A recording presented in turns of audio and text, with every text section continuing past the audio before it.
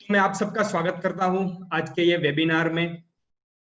मैं धन्यवाद करता हूं बंगाली एसोसिएशन का, जिन्होंने साथ मिलके ये वेबिनार ऑर्गेनाइज किया गया है। मैं जितने भी ये इंडस्ट्री के एसोसिएशन को जानता हूं, उसमें सबसे ओल्डेस्ट एसोसिएशन ये बंगाली एसोसिएशन है। तो ये हमारा प्रिविलेज है कि बंगाली एसोसिएशन इसके लिए हमारे साथ जुड़ा हुआ है। मैं धन्यवाद करता हूँ सूरत ज्वेलरी मैन्युफैक्चरर्स एसोसिएशन का। इसमें भी मैं जितने भी एसोसिएशन को जानता हूँ, उसमें सबसे डायनामिक ज्वेलरी इंडस्ट्री का एसोसिएशन एसजेएमए है। तो ये भी हमारे लिए प्रिविलेज है कि एसजेएमए हमारे साथ जुड़ा हुआ है। तो हम आगे बढ़े इसमें, उससे पहले मैं मेरा परिचय दे देता हूँ। मेरा नाम विवेक सोजित्रा है और मैं सूरत में रहता हूँ। मैं स्कल्पचरिस इनोवेशन में डायरेक्टर हूँ और हमारी ये जो कंपनी है वो करीब 8 साल से R&D में जुड़ी हुई है 3D प्रिंटिंग टेक्नोलॉजी के। और हमारा R&D जो है वो स्पेशलाइज है ज्वेलरी इंडस्ट्री के लिए। हमने सिर्फ जो भी R&D किया है वो ज्वेलरी इंडस्ट्री के लिए ही R&D किया है। तो ये परफेक्ट प्लेस है हमारे लिए ये डिस्कवर करने के लिए कि कौन सी टेक्नोलॉजी ज्वेलरी इंडस्ट्री में हमको कितनी काम लग सकती है। तो हम आगे बढ़े उससे पहले मैं आपको एक 3D प्रिंटिंग का ओवरऑल व्यू दिखाता हूं, क्योंकि 3D प्रिंटिंग जो है वो मैन्युफैक्चरिंग इंडस्ट्री में वो नेक्स्ट चीज है। मतलब आगे जाके हर एक मैन्युफैक्चरिंग इंडस्ट्री में 3D प्रिंटिंग ही चलने वाली है, राइट। या तो 3D प्रिंटिंग वहां पे फुल्ली चलेगी या तो फिर कोई कोई पार्ट्स में यूज होगी, मगर फ्यूचर में 3D प्रिंटिंग के बगैर कोई भी इंडस्ट्री में मैन्युफैक्चरिंग संभव नहीं होगा। उतना 3D प्रिंटिंग का स्कोप है और काफी सारी इंडस्ट्रीज में यूज होना चालू हो गया है। काफी इंडस्ट्रीज में बहुत ज्यादा यूज होता है, किसी में थोड़ा कम यूज होता है या किसी में तो अभी R&D स्टेज में है। जैसे मैंने अभी पढ़ा था कि कोई एक जगह पे R&D हुआ है और किसी ने मशीन बनाया है जिसमें 3D प्रिंटिंग से सीमेंट कंक्रीट डाली जाएगी और पूरे घर खड़े किए जाएंगे। तो सोचिए कि भाई एक मशीन आएगा आपके यहाँ पे आपके प्लॉट्स में और वो प्रिंट करके पूरा घर 2 दिन में खड़ा करके चला जाएगा। तो ये भी फ्यूचर है। अभी उसमें काफी और R&D होना होगा, कितना प्रैक्टिकली यूज हो सकता है वो बाद की चीज है, मगर ये फ्यूचर है। फ्यूचर 3D प्रिंटिंग से ही चलने वाला है। अभी जो 3D प्रिंटिंग की टेक्नोलॉजीज है, अगर उसको हम ब्रॉडली डिवाइड करें तो उसमें 4 टाइप्स हमको मिलते हैं। एक तो है मटेरियल एक्सट्रूजन, दूसरा है रेजिन पॉलीमराइजेशन, तीसरा है पाउडर बेड फ्यूजन और चौथा है जेटिंग। तो ये 4 अलग अलग टेक्नोलॉजी से अभी 3D प्रिंटिंग हो रहा है, मगर हम इसमें से जो भी ज्वेलरी इंडस्ट्री को लगता है वही हम एक बाय एक डिटेल में देखेंगे। बाकी इंडस्ट्रीज ने जो 3D प्रिंटिंग को एडॉप्ट किया उसके कंपैरिजन में ज्वेलरी इंडस्ट्री ने 3D प्रिंटिंग को बहुत ही जल्दी एडॉप्ट किया है, राइट। और मैं जैसे ही ये सेशन में आगे बढ़ता जाऊंगा, मैं आपको एक चीज क्लियर कर देना चाहता हूँ कि आपके दिमाग में अगर कोई भी सवाल आते हैं ड्यूरिंग ये सेशन के, तो आप तुरंत ही उसको चैट बॉक्स में डालते जाइए, ताकि at the end of the session में वो जो भी सवाल आपके हैं उसको मैं एड्रेस कर पाऊँ। तो जो मोमेंट पे आपको याद आते हैं आप चैट बॉक्स में डाल दीजिए, मैं बाद में वो चैट बॉक्स देखूंगा और मैं उसका उत्तर करूंगा। तो मैं बात कर रहा था कि भाई ज्वेलरी इंडस्ट्री ने बहुत ही जल्दी अडॉप्ट किया ये टेक्नोलॉजी। तो उसके रीजंस क्या है कि एक तो इससे प्रिसीजन बहुत बड़ा ज्वेलरी इंडस्ट्री में, राइट, और ज्वेलरी में प्रिसीजन बहुत मान्य रखता है। दूसरी चीज हुई कि वेस्टेज कम हुआ, और यहाँ पे तो प्रीसियस मेटल्स है, गोल्ड है, सिल्वर है, प्लेटिनम है, तो वहां पे वेस्टेज बहुत ही इंपॉर्टेंट रोल प्ले करता है, क्योंकि जो भी वेस्टेज जाना है वो मेटल में वेस्टेज जाना है। तो 3D प्रिंटिंग टेक्नोलॉजी आने से वेस्टेज कम हुआ, टाइम कंज्यूमिंग लेस हुआ। पहले जो टाइम कंज्यूम होता था जब लोग हाथ से मास्टर बनाते थे, तो उसमें कारीगर्स बहुत ही स्पेशल कारीगर्स लगते थे और उनको एक एक मास्टर बनाने के पीछे बहुत सारा टाइम जाता था। जो कि अभी आपने एक बार 3D डिजाइन उसका बना के रखा है तो कभी भी आप इमीडिएटली उसको 3D प्रिंटर में डाल के प्रिंट कर सकते हैं। और ये सारे रीजंस जो है उसकी वजह से क्या हुआ कि एक तो भाई कॉस्ट कम हुई, क्योंकि टाइम कम हुआ, वेस्टेज कम हुआ, तो उसकी वजह से ओवरऑल जो कॉस्ट ऑफ प्रोडक्शन है वो कैड कैम मशीन या तो 3D प्रिंटिंग मशीन आने से ज्वेलरी इंडस्ट्री में कम हुई, और काफी ऐसे कॉम्प्लेक्स डिजाइन्स थे जो कि हाथ से बनाने में मुसीबत थी, हाथ से बनाने में, उसका मास्टर बनाने में काफी मुश्किलें आ सकती थी। तो वो कॉम्प्लेक्स डिजाइन्स अभी 3D प्रिंटिंग टेक्नोलॉजी आने से अभी पॉसिबल है कि हम उसको बना सकते हैं। कोई भी इंडस्ट्री होती है, वहां पे टेक्नोलॉजी अडॉप्ट करने के लिए दो मेजर रीजन होते हैं। या तो वो इंडस्ट्री में वो टेक्नोलॉजी आके कुछ क्वालिटी में अपग्रेडेशन कर रही है, तो वो इंडस्ट्री वो टेक्नोलॉजी को अडॉप्ट करेगी, या तो फिर उनका कॉस्ट ऑफ प्रोडक्शन जो है वो कम कर रही है। कॉस्ट मतलब मॉनेटरी टर्म्स और टाइमिंग टर्म्स, दोनों में, अगर दोनों में से एक में या फिर दोनों में कम कर रही है, तो वो इंडस्ट्री वो टेक्नोलॉजी को जल्दी अडॉप्ट करेगी। 3D प्रिंटिंग ज्वेलरी इंडस्ट्री में आने से ये दोनों फायदे हुए, इसकी क्वालिटी भी इंप्रूव हुई ज्वेलरी इंडस्ट्री की, और उसकी जो कॉस्ट ऑफ प्रोडक्शन है वो भी रिड्यूस हुई। ये दोनों फायदे होने से ज्वेलरी इंडस्ट्री ने ये टेक्नोलॉजी को बहुत ही जल्दी अडॉप्ट किया। अभी मैं आपको ब्रीफ इंट्रोडक्शन दे देता हूं, जो भी टेक्नोलॉजीज अभी पहले या तो यूज हो रही थी, या तो अभी यूज हो रही है, या तो फिर फ्यूचर में हो सकता है हमको लगे कि ये यूज होने वाली है ज्वेलरी में, राइट। तो उसमें हमने ब्रॉडली ये 5 टेक्नोलॉजी है। एक तो मेटल प्रिंटर है, जिनके लिए लोगों में बहुत हाइप है कि ये क्या आने वाला है, कब आने वाला है, कितना प्रैक्टिकल है। दूसरा SLA है, LCD है, MJP है और DLP है। ये 5 ब्रॉडली ऐसी टेक्नोलॉजी है जो थोड़े बहुत या तो फिर ज्यादा मात्रा में ये इंडस्ट्री, ज्वेलरी इंडस्ट्री में यूज हो रही है।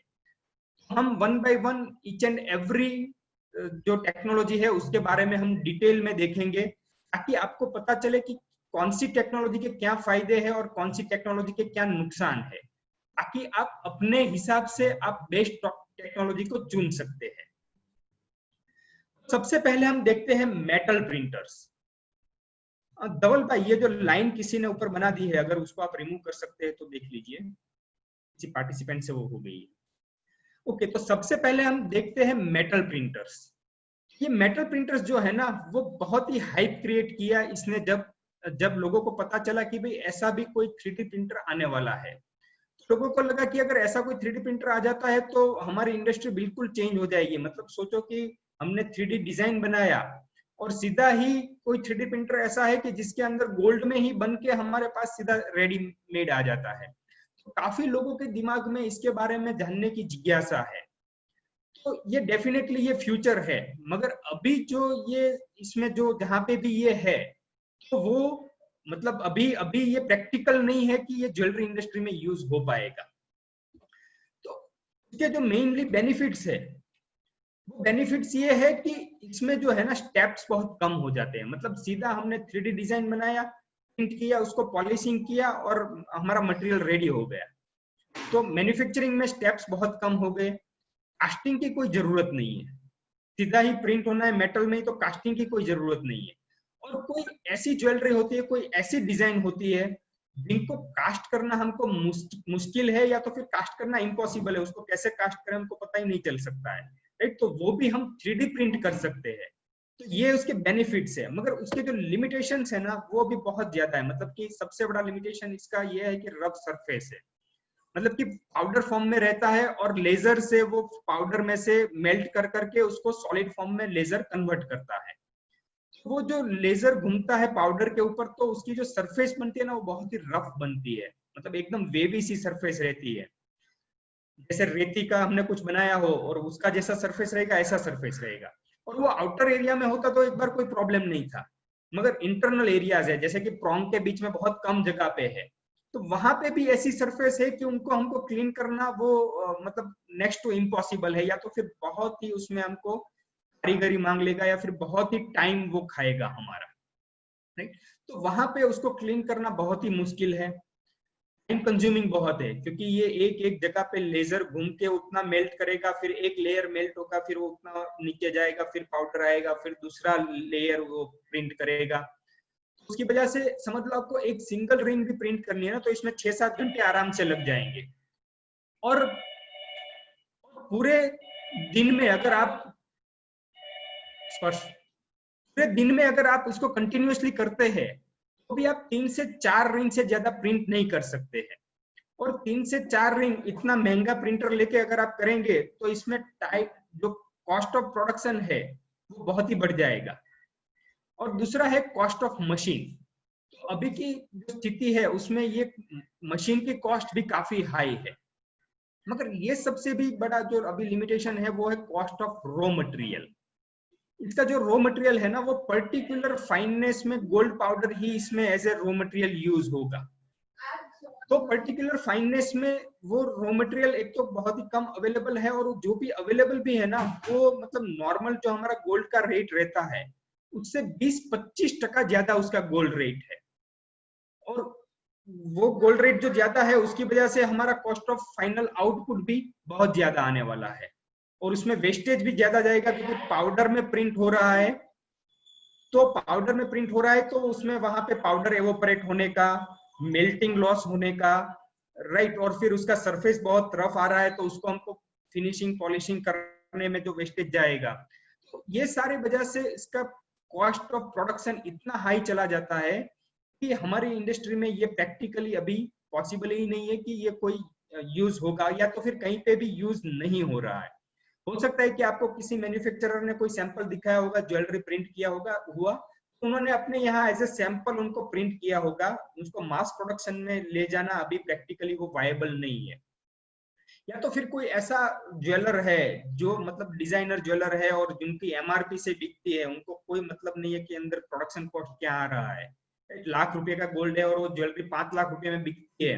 अगर कोई ऐसा डिजाइनर है तो वो एक बार ट्राई कर सकता है, बाकी अगले 10-12 साल तक इसमें वो इंप्रूव होने के चांस नहीं है कि इसको हम मास प्रोडक्शन में हम यूज कर पाएंगे। फिर नेक्स्ट टेक्नोलॉजी की हम जो बात करेंगे वो है SLA प्रिंटर्स।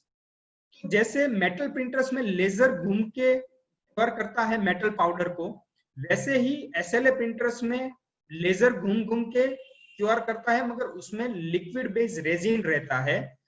उसको वो जैसे ही यूवी लेजर आता है वो उसको घूम के वो क्योर करेगा और फिर एक बाय एक लेयर प्रिंट होते होते ऊपर चला जाएगा।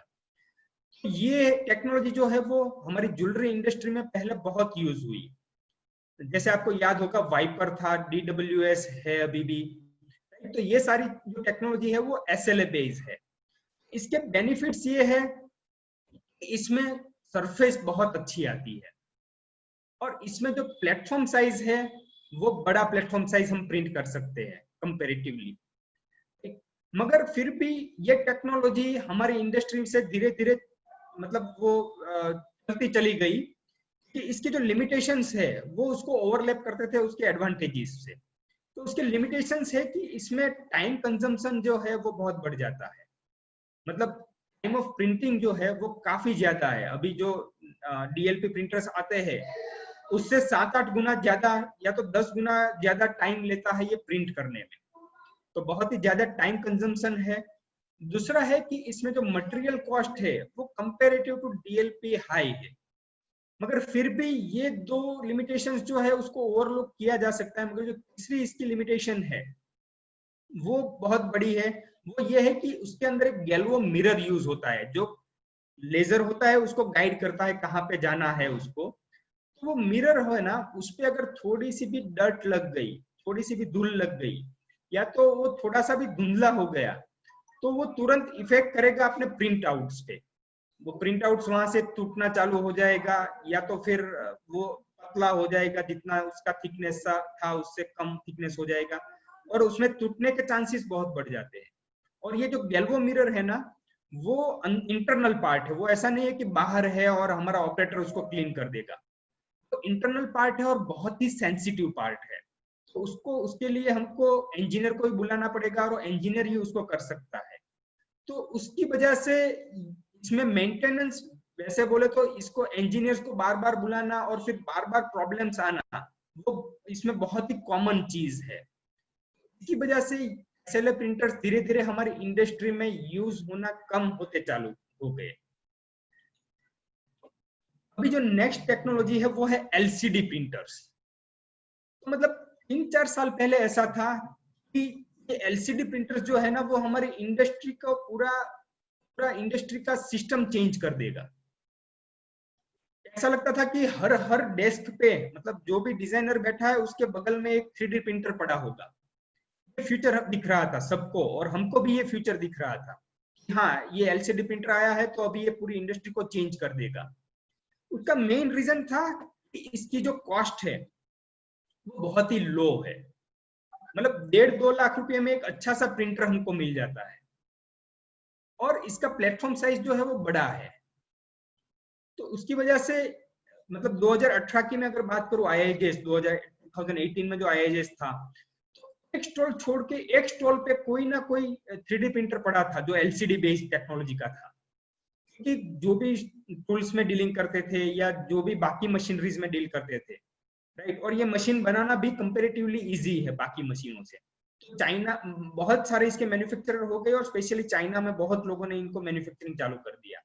तो यहाँ पे जो भी हमारे डीलर्स थे मशीन के हो या टूल्स के हो, उनको लगा कि हाँ ये प्रिंटर्स बहुत बिकेंगे, इतने सस्ते प्रिंटर्स है, तो वो लोग चाइना से लाके यहाँ पे उन्होंने अपने स्टॉल पे रखना चालू कर दिया कि भाई इसका अच्छा मार्केट आने वाला है, क्योंकि कैड कैम मशीन और 1.5-2 लाख में मिले तो सब लोग इससे अट्रैक्ट हो रहे थे।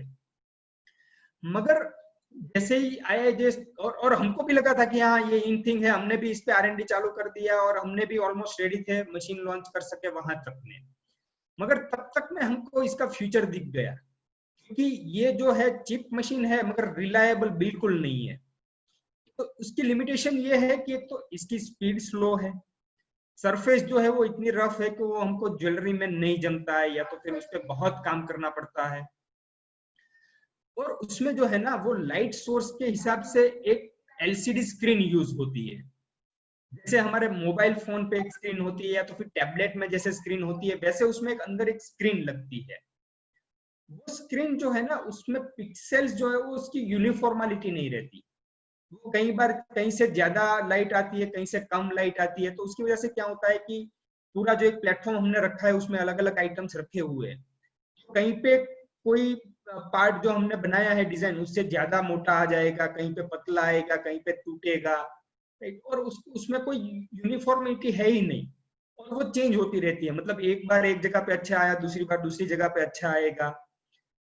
और उसका जो मतलब जो मेन पार्ट है, जैसे मैंने बोला LCD स्क्रीन, उसकी ड्यूरेबिलिटी भी बहुत कम है, बहुत मतलब 2-3 महीना अगर आप रेगुलर यूज करें तो 2-3 महीना तो मैं हद से ज्यादा बोल रहा हूँ, वो 2 महीने में तो उसका वो पूरा स्क्रीन ही खराब हो जाएगा और उसको चेंज करना पड़ेगा। और उसके आउटपुट में कोई कंसिस्टेंसी नहीं थी, जैसे मैंने बोला वैसे कि भाई एक बार अच्छा आ गया, फिर दूसरी बार हमने रखा तो वही का वही चीज फिर कैसा आएगा किसी को पता नहीं है। और उसमें बार बार कैलिब्रेशन करना पड़ता था, और कैलिब्रेशन करके भी हमको जो सेटिस्फैक्टरी ज्वेलरी इंडस्ट्री में चाहिए वैसा रिजल्ट नहीं मिलता था। तो इसकी वजह से जो 2018 में IIJS में एक स्टॉल छोड़ के एक स्टॉल पे LCD प्रिंटर पड़ा हुआ था, वो 2019 के IIJS से बिल्कुल गायब हो गया। किसी भी स्टॉल पे ये प्रिंटर्स नहीं दिख रहे थे, क्योंकि जो भी लाया था और जिससे भी बेचा वो सब लोग इतने परेशान हुए कि जिसने बेचा उनके भी रिलेशनशिप खराब हुए, लोगों के पैसे खराब हुए।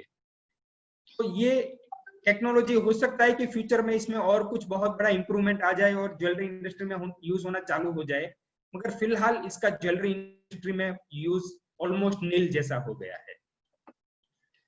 अभी जो नेक्स्ट 2 टेक्नोलॉजी है वो ऐसी टेक्नोलॉजी है जिनको ज्वेलरी इंडस्ट्री में आज अच्छी तरह से यूज हो रही है, और काफी बड़ा पोर्शन ये 2 टेक्नोलॉजी का ज्वेलरी इंडस्ट्री में है।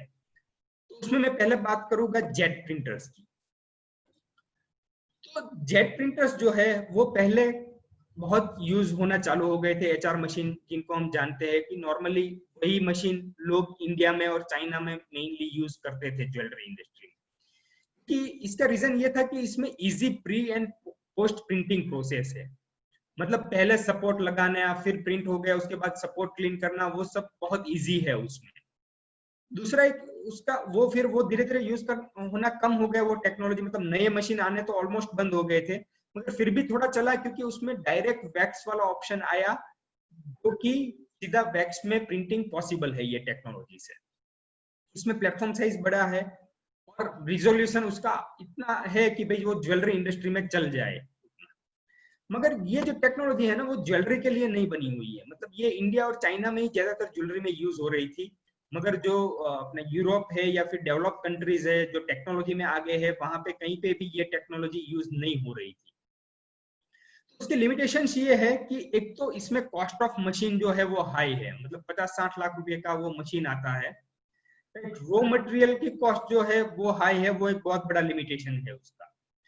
और उसमें भी रॉ मटेरियल कॉस्ट हाई है, उसमें भी रॉ मटेरियल का जो कंजम्पशन, मतलब कंजम्पशन से भी हम उसको बोले कि वेस्टेज, वो बहुत ही हाई है। जैसे कि आपको यहाँ पे पिक्चर में दिख रहा है, ये जो व्हाइट पार्ट्स दिख रहा है ना वो सपोर्ट पार्ट है, वो भी एक उसका रॉ मटेरियल ही है। मगर वो जो व्हाइट पार्ट है ना, समझ लीजिए ये मेन पार्ट है जो खाली काम लगना है, जो इसमें यहाँ पे क्लीन हो गया है। मेन पार्ट अगर 1 ग्राम का बना है तो सपोर्ट पार्ट जो है वो 10 ग्राम का वेस्टेज जाएगा, इसका कोई यूज नहीं है। दूसरी एक चीज होती है कि इसमें मतलब हर एक प्लेटफॉर्म में बाजू में एक बड़ी सी स्ट्रिप बनती है जो खाली टेस्टिंग स्ट्रिप रहती है। तो कई बार तो ऐसा होता है कि मेन हमारा मटेरियल जितना प्रिंट आउट हमको निकालना है उससे वो टेस्टिंग स्ट्रिप का जो है वो मटेरियल ज्यादा वेस्टेज चला जाता है। तो इसकी वजह से इसमें बहुत कॉस्ट बढ़ जाती है। और ये डेवलप कंट्रीज में इसलिए यूज नहीं हो रहा था ज्वेलरी इंडस्ट्रीज में, क्योंकि इसकी जो सरफेस आती है वो रफ आती है, वो इतनी स्मूथ नहीं आती जितनी बाकी डीएलपी और एसएलए टेक्नोलॉजी में आती है। फिर इसमें जो प्रिंटिंग का टाइम है वो बहुत बढ़ जाता है। मतलब एक आपने अगर नॉर्मल हाइट का भी लगाया है प्लेटफॉर्म तो वो 6-8 घंटे ले लेगा, और ज्यादा हाइट का है तो 12-14 घंटा लेगा। तो इसमें वो बहुत होता है। और 12-14 घंटे के बाद भी अगर आप देखने जाओ तो हो सकता है, काफी बार ये होता है कि वो पूरा प्लेटफॉर्म ही खराब हो गया है। तो 14 घंटा के बाद आपको पता चलेगा कि पूरा प्लेटफॉर्म खराब है, और 14 घंटे आपको उसको वापस से प्रिंट करने में जाएंगे, और इसमें पूरा प्लेटफॉर्म खराब होने के चांसेस भी ये मशीन में बहुत ज्यादा है। फिर इसके जो डायरेक्ट वैक्स में प्रिंट है उसका जो प्रिंट पार्ट आता है वो बहुत डेलिकेट रहता है, मतलब वैक्स का ही वो पार्ट रहता है, और वो बहुत ही टेम्परेचर सेंसिटिव रहता है। अगर वो उसको हमने थोड़ा सा गर्मी में भी रख दिया तो पिघलना चालू हो जाएगा। अगर गर्मी में भी नहीं रखा है हमने, अच्छे से टेम्परेचर में मेंटेन किया है, फिर भी उसको हैंडल करना बहुत मुश्किल है। मतलब आप उसको यहाँ से प्रिंट करके दूसरी जगह पे भेजना है तो वो भेजने की प्रोसेस में टूटने के चांस बहुत बढ़ जाते हैं। और अगर आपका इन हाउस भी है तो इन हाउस भी आप उसको या तो कुछ क्लीन करना चाहते हैं या तो फिर आप उसको देख रहे हैं तो उसमें भी कोई डेलिकेट पार्ट है तो उसको टूटने का चांस बहुत बढ़ जाता है। या तो फिर आप उसको ट्री में लगा रहे हैं, वो टाइम पे भी बहुत डेलिकेट है तो बहुत संभाल के करना पड़ता है, वरना वहां पे भी टूटने के चांसेस बढ़ जाते हैं। फिर मशीन की साइज इसकी बड़ी है, मतलब आपका एक पूरा रूम जो है वो ये ऑक्यूपाई कर लेगा ये मशीन। बहुत ही टेम्परेचर सेंसिटिव है, क्योंकि इसमें कैसा है कि जैसे हमारा ये इंकजेट प्रिंटर रहता है ना, वैसा ही ये टेक्नोलॉजी है कि उसका एक लिक्विड का इंक का जैसे हमारा टैंक रहता है वैसा इसका लिक्विड का टैंक रहता है। वो एक नोजल में से पास होके फिर हेड में से पास होके आता है, और वो पूरी प्रोसेस में एक टेम्परेचर मेंटेन करना जरूरी है। अगर वो टेम्परेचर बढ़ गया या वो टेम्परेचर कम हो गया तो वो कहीं पे भी बीच में रॉ मटेरियल जम जाने के चांसेस रहते हैं, और वो हेड में से आता है जो मेन कॉस्टली पार्ट है उसका, उसके बीच में से वो मटेरियल जब गिरता है तो अगर कुछ भी ऐसा हो गया तो आपका हेड पूरा चॉकअप होने के चांस बढ़ जाते हैं, और मेन पार्ट में उसमें वो पूरा फिर रिप्लेस करना पड़ सकता है। तो वो बहुत ही टेम्परेचर सेंसिटिव है। इसमें बहुत सारे ऐसे पार्ट्स है जो मूविंग पार्ट्स है, मतलब जो प्रिंटिंग होते वक्त यहाँ से यहाँ से वहां मूव होते रहेंगे। तो मूविंग पार्ट्स की वजह से क्या होता है, इसमें वेर एंड टेयर जो है वो बहुत बढ़ जाता है। इसके लिए इसमें मेंटेनेंस बहुत बढ़ जाता है, काफी हाई मेंटेनेंस रहता है इसमें, रेगुलरली मेंटेनेंस, क्योंकि इतने सारे मूविंग पार्ट्स है, इतने सारे मोटर्स लगे हुए हैं, इतनी सारी जगह पे फ्रिक्शन हो रहा है, तो उसमें वेर एंड टेयर और वो बहुत बढ़ जाता है। एक और इसका लिमिटेशन ये है कि आपको सेपरेट मशीन लगेगा डायरेक्ट कास्टेबल मटेरियल के लिए और नॉन कास्टेबल मटेरियल के लिए। मतलब ऐसा नहीं होगा कि आपने डायरेक्ट कास्टेबल मटेरियल लिया है, मशीन लिया है तो फिर आप उसमें नॉन कास्टेबल का काम कर पाएंगे। आपको दोनों के लिए इंडिविजुअल मशीन लगेगा। फिर जैसे मैंने बोला कि इसमें मूविंग पार्ट्स बहुत सारे हैं, वेयर एंड टेयर वाले पार्ट्स बहुत सारे हैं, इसलिए इसकी ड्यूरेबिलिटी लो है। मतलब पहले साल तक अगर थोड़ा सा सही भी चल गया, मगर दूसरे तीसरे साल में फिर इसमें मेंटेनेंस आना बहुत ज्यादा चालू हो जाएगा, और उसमें हम दूसरा कोई मटेरियल यूज नहीं कर सकते। वो कंपनी जो प्रोवाइड कर रही है वही मटेरियल यूज करना सेफ रहेगा, क्योंकि जैसे मैंने बताया कि इसमें उसके हेड में से पास होकर मटेरियल गिरता है, राइट। तो अगर हम कोई और ट्राई करने गए और वो फिर हेड में फंस गया तो फिर हमारा कंपनी का वारंटी भी चला जाएगा और हमको बहुत बड़ा कॉस्ट उसमें पे करना पड़ सकता है। तो इसकी वजह से, ये लिमिटेशंस की वजह से क्या हुआ कि शुरू में ये टेक्नोलॉजी अच्छी यूज हो रही थी, मगर जैसे ही मतलब जब तक बाकी टेक्नोलॉजी इतनी पावरफुल नहीं थी तब तक ये अच्छी यूज हो रही थी, मगर जैसे ही बाकी टेक्नोलॉजीज ने इसमें ग्रिप पकड़ना चालू किया, धीरे धीरे ये यूज होना, मतलब नए मशीन्स परचेज होना बंद हो गया। और अभी थोड़ा बहुत चला, वो इसलिए चला कि इसमें डायरेक्ट वैक्स का अच्छा ऑप्शन आ गया था और डीएलपी में इतना अच्छा ऑप्शन अवेलेबल नहीं था। मगर अभी डीएलपी में भी डायरेक्ट कास्ट का जो मटेरियल है वो इतना अच्छा हो गया है, वो ऑलमोस्ट लाइक अ वैक्स है। तो अभी इसका भी वैक्स वाला मशीन है, उसका भी नया इंस्टॉलेशन अभी ऑलमोस्ट नील के बराबर हो गया है। तो अभी मैं आपको फाइनल टेक्नोलॉजी जो है उसके बारे में बताने जा रहा हूँ, जो ज्वेलरी इंडस्ट्री में सालों से यूज होती आ रही है, और अभी मतलब ये जो है वो पिक है, और आगे भी अभी यही कंटिन्यूअसली टेक्नोलॉजी यूज होने वाली है। ये टेक्नोलॉजी है डीएलपी। और डीएलपी में जब तक लैंप बेस्ड प्रिंटर आते थे तब तक इसमें इश्यूज थे, क्योंकि लैंप में वो यूनिफॉर्मलिटी नहीं थी, लैंप में वो कंसिस्टेंसी नहीं थी। मगर जैसे ही उसमें एलईडी आ गया, लाइट सोर्स में एलईडी प्रिंटर्स आने लगे, तो अभी काफी उसमें यूनिफॉर्मलिटी है, मतलब पूरा जो प्लेटफॉर्म है वो एक सरीखा प्रिंट आता है। एलईडी की लाइफ जो है वो बहुत ज्यादा है, बहुत ज्यादा, मतलब अभी हम जो एलईडी लाइट सोर्स यूज करते हैं उसका 30,000 आवर्स का लाइफ है। अगर हम रोज का 10 घंटे का भी यूज पकड़ के चल लेते हैं तो 10 साल तक उसका लाइट सोर्स है, मतलब समझ लो लाइफ टाइम उसका लाइट सोर्स का लाइफ है। उसकी वजह से ये टेक्नोलॉजी ने धीरे धीरे पिकअप किया। ये टेक्नोलॉजी की लिमिटेशंस ये है कि उसमें अगर कोई ऐसी चीज है जिसमें सब और प्रॉन्ग्स लगे हुए हैं, जैसे कोई ऐसी बैंगल है जिसमें चारों ओर प्रॉन्ग लगे हुए हैं, तो वो आपको पूरी बैंगल अगर एक साथ में प्रिंट करनी है तो वो उसमें मुश्किल है। इसमें हम 100% वैक्स मटेरियल है तो वो इसमें प्रिंट नहीं कर सकते। कंपेरेटिवली स्मॉल प्लेटफॉर्म साइज है अगर कुछ कुछ टेक्नोलॉजी कंपेयर करें तो हम, और इसमें प्री और पोस्ट प्रिंटिंग प्रोसेस करनी पड़ती है। इसमें हम देखेंगे तो सारे जो लिमिटेशंस है ना वो ओवरकम अभी हो गए हैं, मतलब जैसे कि 100% वैक्स पॉसिबल नहीं है, मगर अभी रेजिन वो क्वालिटी के आ गए हैं कि वो वैक्स के इक्विवेलेंट है। प्लेटफॉर्म साइज जो स्मॉल है वो अभी तक के जो प्रिंटर्स थे उसमें थे, मगर अभी 4K प्रिंटर्स आ गए हैं जो कंपैरेटिवली बहुत बड़ा प्लेटफॉर्म साइज देते हैं। और प्री एंड पोस्ट प्रिंटिंग जो प्रोसेस है, मतलब सपोर्ट लगाना और सपोर्ट क्लीन करना, तो वो इतने अच्छे अभी सॉफ्टवेयर बन गए कि सपोर्ट लगाना बहुत इजी हो गया है, और सपोर्ट भी इस तरह के प्रिंटेड सपोर्ट अभी लग रहे हैं कि उसको फिर क्लीन करना भी काफी इजी हो रहा है, और वो धीरे धीरे इंप्रूव होता जा रहा है। तो इतना ज्यादा इसमें हम इस पे क्यों गए, कि हमको क्यों लगता है कि यही जो इन थिंग है और यही फ्यूचर चलने वाला है एलईडी प्रिंटर, क्योंकि इसमें प्रिंटिंग बहुत फास्ट है।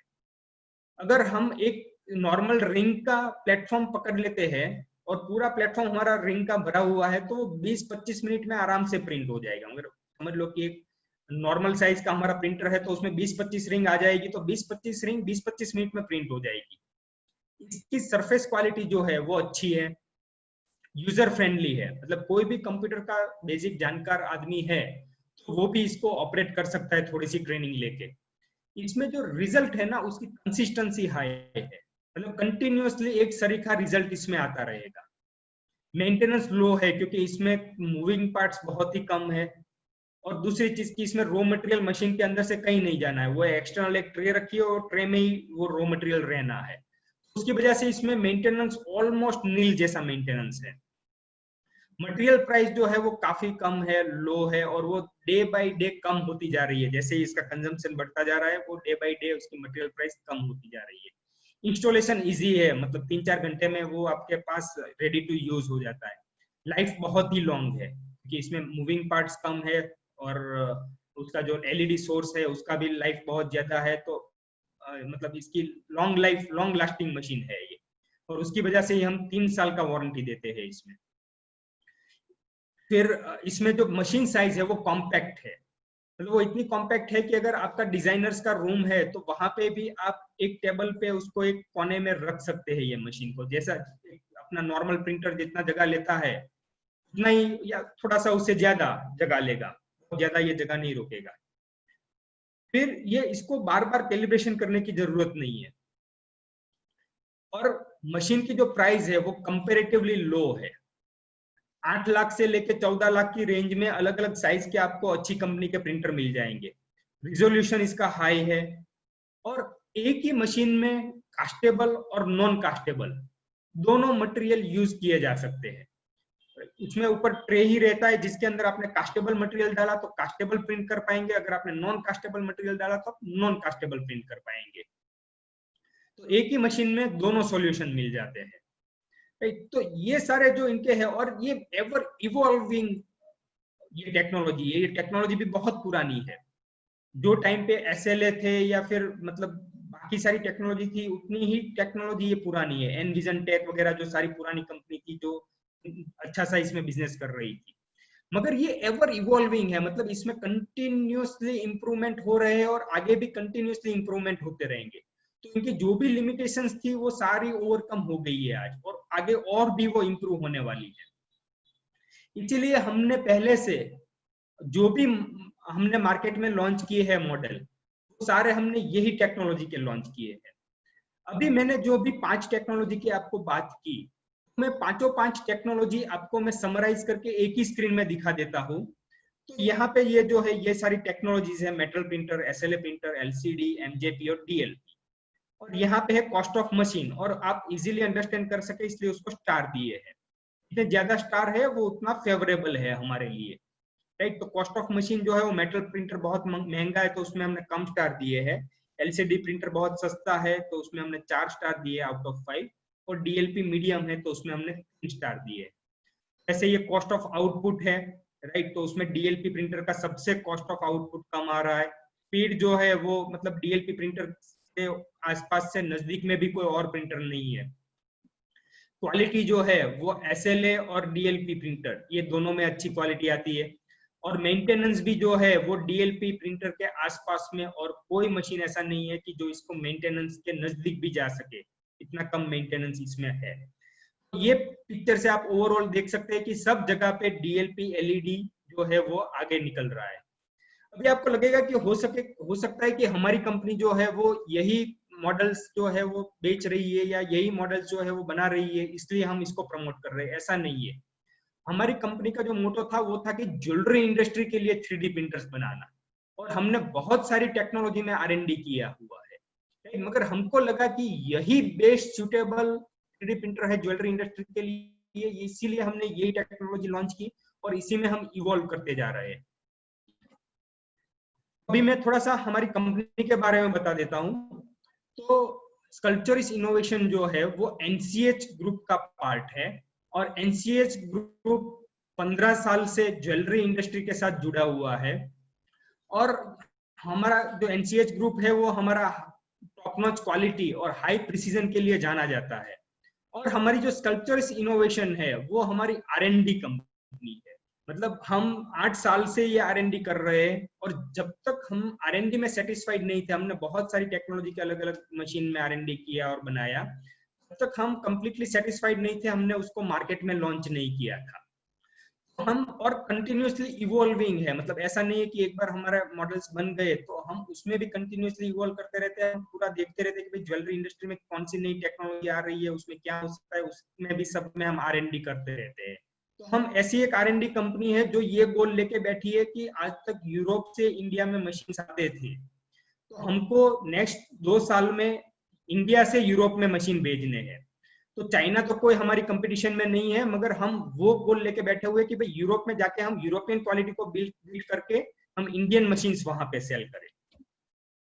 हमारा मोटो है fulfil desire of customers and give best solution through our ever evolving product and services and to maintain healthy relationship with people. तो हम एवर इवॉल्विंग रहते हैं, हम R&D पीपल है, तो हम हमारे प्रोडक्ट और सर्विस को कंटिन्यूअसली कैसे इंप्रूव कर सकते हैं, वही हमारा मेन मोटो है और उस पर ही हम फोकस रहते हैं। और हेल्दी रिलेशनशिप लोगों के साथ होना चाहिए। लोगों में हर कोई आ गया, एम्प्लॉय है, हमारे सप्लायर्स है, कस्टमर्स है, डायरेक्टर्स है, इन्वेस्टर्स है, हर एक पीपल के साथ हमारे हेल्दी रिलेशनशिप मेंटेन होने चाहिए। और ये मोटो की वजह से हम हमारा 100% कस्टमर सेटिस्फेक्शन हम गारंटेड देते हैं। एक भी कस्टमर ऐसा नहीं होगा कि जिनको हम एक भी चीज के लिए अनसेटिस्फाइड छोड़ेंगे। और इसी वजह से हमारा कमिटमेंट है कि हम 24/7 सर्विस प्रोवाइड करते हैं। आप बिलीव नहीं कर पाएंगे कि अगर आपकी फैक्ट्री में रात को 12 बजे बैठ के भी कोई ऑपरेटर काम कर रहा है और उसको कहीं कुछ वहां पे इश्यू आ रहा है, तो हमारा कोई ना कोई इंजीनियर अवेलेबल होगा उसको रात को 12 बजे या 2 बजे भी वो सॉल्यूशन प्रोवाइड करने के लिए। हमने अगर एक बार आपको प्रिंटर बेचा है तो हम उसकी लाइफ टाइम ऑनलाइन सर्विस देंगे। उसमें एएमसी या फिर वारंटी की कोई जरूरत नहीं है, लाइफ टाइम आप ऑनलाइन सर्विसेज ले सकते हैं। और इसमें जो भी ज्यादा इश्यूज रहते हैं वो नो हाउ के ही रहते हैं, तो मतलब 99% से ज्यादा प्रॉब्लम्स जो है वो ऑनलाइन ही सॉल्व हो जाते हैं। और 3 साल का हम मशीन वारंटी देते हैं, और 3 साल का ये जो मशीन वारंटी है ना, उसमें कोई कंडीशन अप्लाई नहीं है। मतलब each and everything of the machine is covered in this 3 years warranty. ये स्टार भी हमने इसलिए किया हुआ है कि एक हमारा लो एंड मशीन है जिसमें हम 1 साल का वारंटी देते हैं। बाकी हम हर एक मशीन में मतलब पूरा, उसमें कोई भी ऐसा नहीं है कि भाई ये मूविंग पार्ट है तो ये कवर नहीं होगा, ये कंज्यूमेबल वाला पार्ट है तो ये कवर नहीं होगा। सारी चीजें कवर है 3 साल तक। और वो हम इसीलिए दे पाते हैं क्योंकि हमको भरोसा है कि इसमें 5 साल तक कोई मेंटेनेंस नहीं आने वाला है। तो ये हमारी प्रोडक्ट रेंज है। इसमें ये जो सबसे लास्ट है लेफ्ट साइड में, वो वाला हमारा जो 6 लाख का मैंने बोला था कि सबसे लो एंड वाला प्रोडक्ट है, वो है। उसमें हम हमारा 1 साल का वारंटी है। बाकी ये सारे प्रोडक्ट्स जो है उसमें हमारा 3 साल का ईच एंड एवरीथिंग कवर्ड है। और ये जो बीच में बड़ा वाला मॉडल बीच में दिख रहा है वो हमारा 4K मशीन है। तो ये 4K में ऑलमोस्ट मतलब इतना बड़ा प्लेटफॉर्म आता है कि जो आप हाफ A4 से भी बड़ा प्लेटफॉर्म साइज हो जाता है। तो आज तक की जो वो लिमिटेशन थी कि भाई डीएलपी प्रिंटर्स में छोटे प्लेटफॉर्म साइज आते हैं, वो भी सॉल्व हो गया है। और बाकी जो स्पीड वाला है या फिर क्वालिटी का है या फिर नो मेंटेनेंस है, वो भी सारे एडवांटेजेस इसमें अवेलेबल है। और ये हमारा ऑनलाइन वेब स्टोर है। अगर आपको कोई भी कंज्यूमेबल्स चाहिए तो आपको ऑनलाइन ही मिल जाते हैं वहां से। और सारे कंज्यूमेबल्स जो भी मशीन में चाहिए, मेनली 2 ही कंज्यूमेबल्स है, रेजिन है और ट्रे है। ये 2 के अलावा और आपको कोई खर्चा नहीं है, तो वो आपको ऑनलाइन ही अवेलेबल हो जाते हैं हमारे ई कॉमर्स स्टोर पे। और यहाँ पे हमारे प्रेजेंस है, ये जो मैप में दिखाया हुआ है, ये सारे मतलब इंडिया का कोई भी ऐसा है जहाँ पे कास्टिंग का मैन्युफैक्चरिंग हब है, वहां पे हमारे मशीन्स लगे हुए हैं। और हमारी खुद की ऑफिस सूरत, मुंबई, जयपुर, कोलकाता और राजकोट, यहाँ पे हमारी खुद की ऑफिस है और हमारे खुद के बंदे और इंजीनियर्स वहां पे बैठे हुए हैं। तो ये था सारा जो टेक्नोलॉजीज अवेलेबल है ज्वेलरी इंडस्ट्री में, उसके बारे में मैंने बताया। और जो हमारी कंपनी है उसके बारे में मैंने बताया। तो अभी आपको अगर कोई भी सवाल है तो आप, मैंने जैसे पहले बोला था कि आप अगर चैट में डालेंगे तो मैं आपको रिप्लाई करूंगा। तो धवल भाई, आप अगर चैट में कोई भी क्वेश्चंस आए हैं तो उनको आप एड्रेस कीजिए ताकि हम उनको रिप्लाई कर सकते हैं।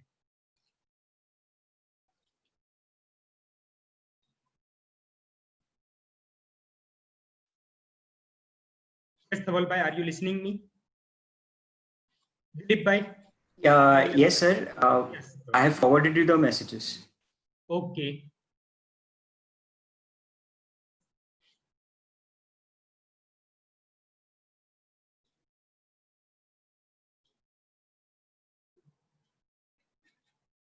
ओके, तो मेटल प्रिंटर कौन बना रहा है उसका नाम एक पूछा हुआ है। तो मेटल प्रिंटर्स में अभी कोई भी मतलब ज्वेलरी इंडस्ट्री में कोई लॉन्च किया हुआ हो ऐसा कोई भी नहीं है। एक ही कंपनी ऐसी है कि जो ज्वेलरी इंडस्ट्री से रिलेटेड है और उसने ये रखा हुआ है, वो है सिस्मा, SISMA, जिनके लेजर मशीन और लेजर शोल्डर्स अच्छे हमारी इंडस्ट्री में यूज हो रहे हैं। तो उन लोगों ने ये 3D प्रिंटर मेटल के लिए बनाया हुआ है। इटली में उन लोगों ने वहां पे सैंपल्स रखे हुए थे उनमें प्रिंट किए हुए। बाकी मैंने कहीं पे वो इंस्टॉल हुआ या फिर कहीं पे एक्चुअल में यूज हुआ वो वैसा नहीं सुना है। Does DLP LED printer require calibration while we switch from castable to non-castable resin? No, कोई उसको रिकैलिब्रेट करने की जरूरत नहीं है। खाली उसमें पैरामीटर्स चेंज करने होते हैं, वो भी मतलब पहले से सॉफ्टवेयर में सेट करके इंजीनियर रखते हैं। तो आपको बस खाली सॉफ्टवेयर में जाके वो वाला ऑप्शन सिलेक्ट करना होता है कि आपने कौन सा रेजिन अंदर डाला हुआ है। what thickness can this print in this machine? For example, 0.2 mm or 0.3 mm thickness can come out without breaking. Yes. 0.2 mm, 0.3 mm तो क्या 0.1 mm भी प्रिंट हो सकता है. प्रिंटर की कोई लिमिटेशन नहीं है, 0.1 mm भी प्रिंट कर सकते हैं. मगर वो ज्वेलरी कैसी है, प्रिंट टाइम, प्रिंट होते वक्त उसको जो वो पार्ट प्रिंट करना है, उसको सपोर्ट कैसा अवेलेबल है, उसके ऊपर वो मैटर करेगा कि वो प्रिंट हमको सही से मिल पाएगा कि नहीं मिल पाएगा. बाकी हमारे पास ऐसे काफी सैंपल्स अवेलेबल है जिसमें हमने 0.1 mm तक का हमने प्रिंट किया हुआ है. मतलब जो कास्टिंग की कैपेसिटी है ना, उससे इसकी प्रिंटिंग कैपेसिटी बहुत अच्छी है. आप जो कास्ट कर पाओगे वो प्रिंट इजीली हो पाएगा.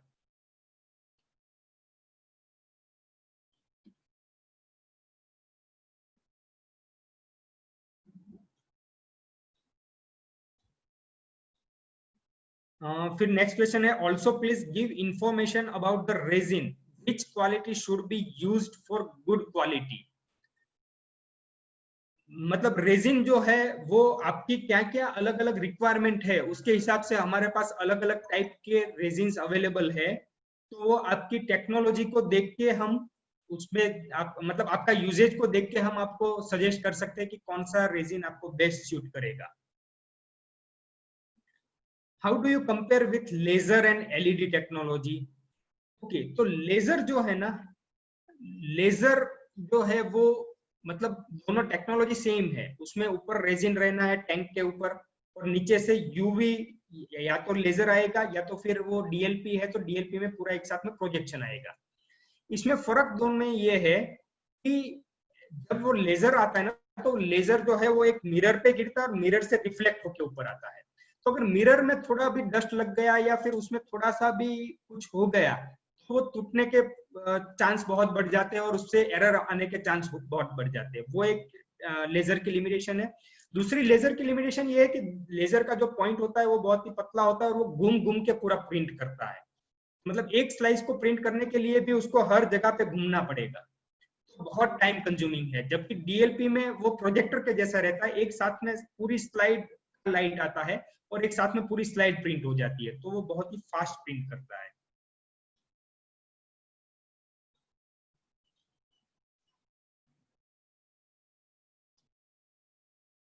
नेक्स्ट क्वेश्चन है, श्रिंकेज फैक्टर क्या रहता है.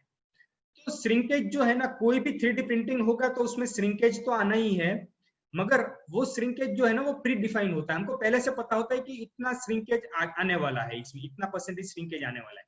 तो वो हम सॉफ्टवेयर में वो कैलिब्रेट करके उसको हम ओवरकम कर सकते हैं. मतलब जितना भी श्रिंकेज आने वाला है वो हम सॉफ्टवेयर में उतना ही बड़ा वो इमेज डिस्प्ले करेगा, तो आपको फाइनल आउटपुट में कुछ फर्क नहीं पड़ेगा. आपको आपकी डिजाइन में भी कुछ फर्क नहीं करना है. आपको डिजाइन अगर आपने 0.3 mm का रखना है तो 0.3 mm का ही डिजाइन बनाना है, राइट. वो हमारा सॉफ्टवेयर वो हिसाब से कैलकुलेट करके वो इमेज को चेंज कर देगा और फाइनल आपका आउटपुट जो आएगा वो 0.3 mm का ही आएगा. तो आपको वो श्रिंकेज फैक्टर जो है वो आपको मैटर नहीं करेगा. अगर मैटर करता भी है तो वो हमारा इंजीनियर उसको ओवरकम कर सकता है सॉफ्टवेयर में सेटिंग से. कितने टाइम के बाद चेंज करना है एंड 1 kg मटेरियल में से कितना वेस्टेज होगा. Okay, good question. तो 1 किलो मटेरियल में अगर हम वो किस तरह का प्रिंट आउट निकाल रहे हैं, अगर आप समझ लो कि आप नॉन गोल्ड मतलब सिल्वर का या फिर इमिटेशन ज्वेलरी बना रहे हो, तो आपका हेवी फाइल्स रहता है, तो वहां पे आपको यील्ड बहुत ज्यादा मिलता है. मतलब 60% 70% तक आपको 1 किलो रेजिन में से मिलेगा, 600-700 ग्राम तक.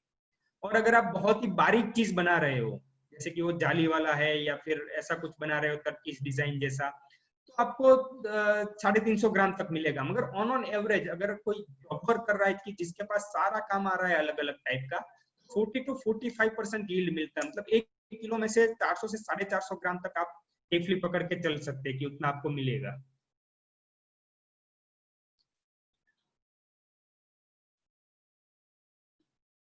और दूसरा आपका क्वेश्चन था कि ट्रे कितने टाइम के बाद चेंज करना पड़ेगा. तो ट्रे जो है वो नॉर्मली अगर वो भी रेजिन के ऊपर डिपेंड करता है कि कौन सा रेजिन यूज कर रहे हैं.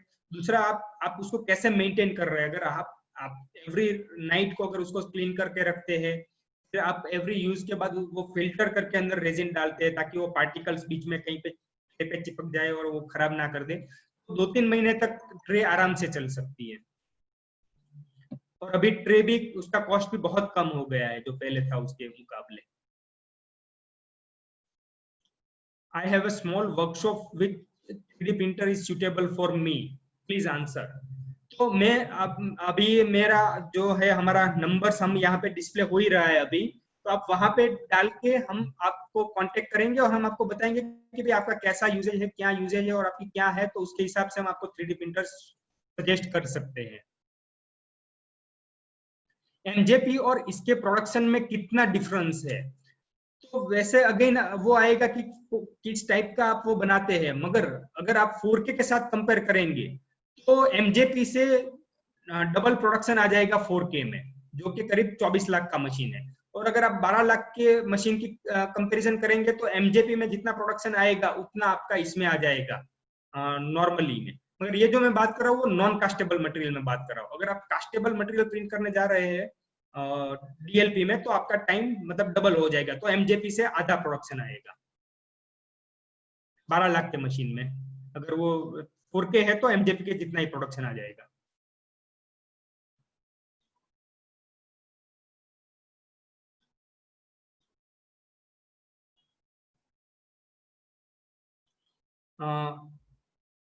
Sir which software is very easy to support, तो हमने खुद ने भी डेवलप किया है एक सॉफ्टवेयर जो हम मशीन के साथ में देते हैं, और हम B9 जो है B9 क्रिएटर्स वो सपोर्ट के लिए बहुत ही अच्छा है, बहुत ही लाइट वेट है और ओपन सोर्स है, तो हम वो सजेस्ट करते हैं कि वो आप यूज कीजिए। Is it true platform of low time quality is not better than more time take platform? Okay, तो अगर आप ज्यादा टाइम दोगे तो उसमें क्या होता है कि जो स्लाइसिस है, मतलब अगर आप 50 माइक्रोन पे वो स्लाइसिस काट रहे हैं तो उसका जो क्वालिटी है वो थोड़ा सा वीक होगा। अगर वही आप 35 माइक्रोन पे उसको काट रहे हैं तो आपका क्वालिटी है वो बेटर होगा, मगर उसमें आपको प्रोडक्ट्स मतलब जो स्पीड है वो थोड़ी कम हो जाएगी, राइट। तो उसके ऊपर डिपेंड करेगा कि आप कितने स्लाइस में उसमें कितने माइक्रोन में उसको प्रिंट कर रहे हैं।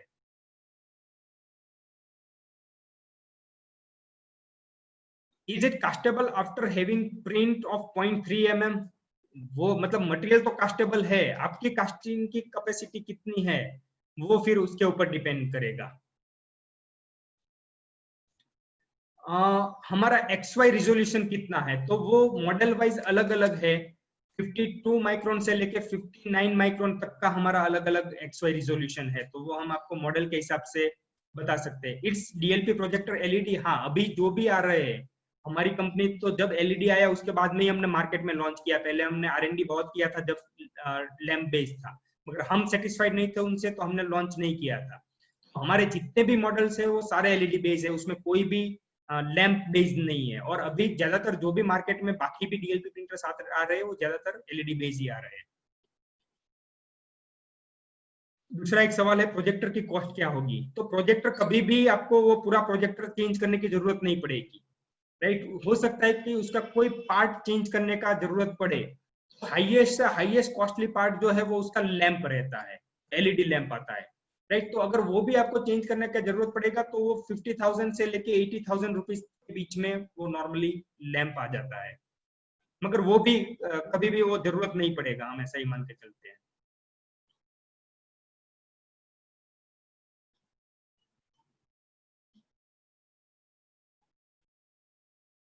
Silicon tray, resin tray with silicon और एफईपी, तो हमारी रेजिन ट्रे जो है वो सिलिकॉन वाली है, फिल्म बेस्ड नहीं है। वेस्टेड रेजिन भी रीयूज नहीं, वेस्टेड रेजिन जो है वो वेस्ट ही जाएगा, मगर हम जो लिक्विड फॉर्म में है वो वेस्ट कैसे कम कर सकते हैं वो सारी टेक्निक हम आपको दिखाएंगे। मगर जो सपोर्ट और नीचे जो ट्रे लगा हुआ है वो जो वेस्ट है वो वेस्ट ही है, उसको हम रीयूज नहीं कर पाएंगे। डिजाइन में ऑटो सपोर्ट लगेगा और कौन सा सॉफ्टवेयर यूज करना है सपोर्ट के लिए? डिजाइन में ऑटो सपोर्ट के सॉफ्टवेयर हमारे पास भी है और मार्केट में बहुत सारे अवेलेबल है, मगर अभी वो उतने सक्सेसफुल नहीं है ज्वेलरी के लिए। बाकी प्रोडक्ट्स के लिए वो चल जाता है, मगर ज्वेलरी इतना डेलिकेट चीज है और इतना कॉम्प्लेक्स डिजाइन रहता है कि वो हम अभी प्रैक्टिकली यूज नहीं करते हैं, उसको हम मैन्युअली सपोर्ट लगाते हैं।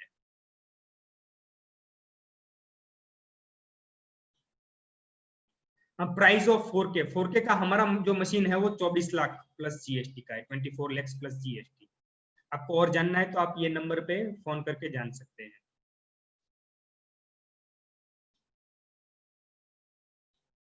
How to remove lines in resin after printing. तो कोई भी प्रिंट होगा ना तो उसमें बहुत मतलब थोड़ी बहुत तो लाइन्स आनी ही आनी है, मगर ये जो हमारा है कास्टेबल और नॉन कास्टेबल, वो दोनों आप उसमें पोस्ट प्रोसेस कर सकते हैं, मतलब आप उसमें बफिंग क्लीनिंग सब कुछ कर सकते हैं। तो आप जो आउटपुट आएगा 3D आउटपुट, या तो जिसको हम कैंपिस बोलते हैं, उस पे ही आप पॉलिशिंग कर सकते हो, ताकि आपको बाद में गोल्ड या सिल्वर पे वो ना करना पड़े। मैं 3D सिस्टम का MJP 2500 प्रोजेक्ट लेना चाहता हूँ, तो आप सजेस्ट कर सकते हो कौन सा लूं मैं? अभी आपने जब बता ही दिया कि ये टेक्नोलॉजी लेना चाहते हैं, तो मैं कैसे आपको कुछ सजेस्ट कर सकता हूँ? मगर फिर भी आपको अगर कुछ और उसमें जानना है तो आप हमारे नंबर पे कॉल कर सकते हैं। We want to reduce time to generate supports. How? As it is also help to achieve maximum yield. Yes. तो इसमें सपोर्ट लगाना जो है ना, वो एक उसको हम क्या बोल सकते हैं कि वो कोई मतलब ऐसा फिक्स पार्ट नहीं है कि किसी को हमने सिखा दिया और उसको आ गया। जैसे ही वो प्रैक्टिस करता जाएगा ना, ऑपरेटर है वो, वैसे ही उसको उसमें मास्टरी आती जाएगी। और जैसे ही वो फिर कम सपोर्ट लगाना, बहुत फास्ट सपोर्ट लगाना, तो जैसे ही वो आपका ऑपरेटर है ना, वो जितना ट्रेन होता जाएगा तो ये उसमें यील्ड आपका बढ़ता जाएगा। 3 years warranty covers lamp charge. Yes, lamp का चार्ज भी कवर है 3 इयर्स वारंटी में।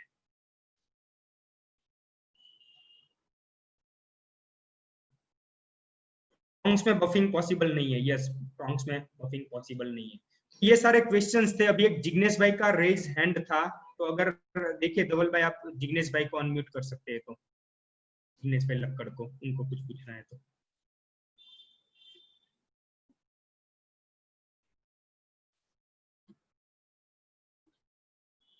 ये जिग्नेश भाई, आप कुछ पूछना चाहेंगे?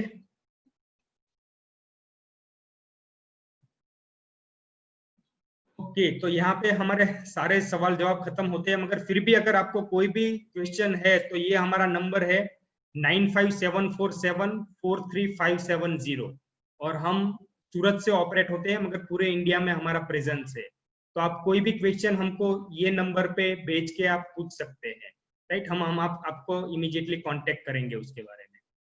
तो thank you very much everyone, आपने ये सेशन अटेंड किया, 1 घंटा आपने हमारे लिए दिया, उसके लिए मैं आप सबका धन्यवाद करता हूँ। और मैं खास तौर से धन्यवाद करता हूँ बंगाली एसोसिएशन का, जिन्होंने हमारे साथ जुड़े, और सूरत ज्वेलरी मैन्युफैक्चरिंग एसोसिएशन SJMA का भी मैं बहुत बहुत धन्यवाद करता हूँ कि आपने ये इतना अच्छा हमको ऑर्गेनाइज करने के लिए मौका दिया। तो thank you very much everyone, have a good day.